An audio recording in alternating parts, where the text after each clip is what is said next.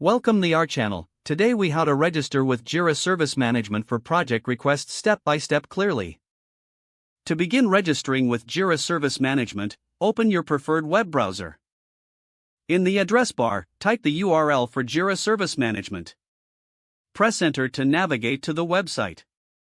Once the page loads, look for the Get Started or Sign Up button. Click on it to proceed with the registration process. You will be directed to a sign-up form. Fill in the required fields, including your email address and password. Choose a strong password that meets the security requirements. Once you have entered your information, click on the Sign Up button. You may receive a confirmation email in your inbox.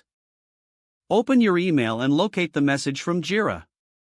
Click the confirmation link in the email to verify your account. After verification, return to the Jira Service Management website. You will be prompted to log in with your newly created credentials. Enter your email address and password, then click Login. Upon logging in, you will be taken to the Jira dashboard. Look for the option to create a new project or request.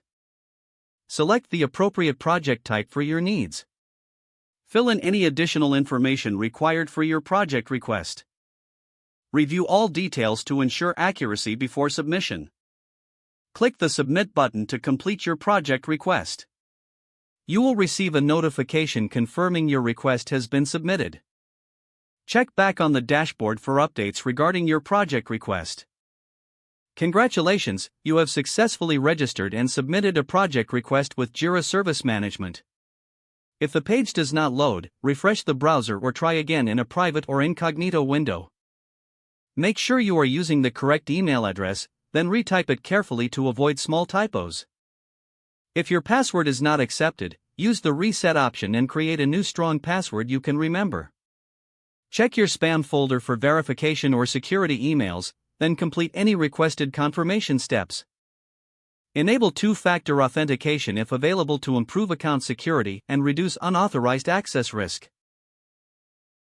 Don't forget to like this video and subscribe to our channel for more step-by-step tech guides.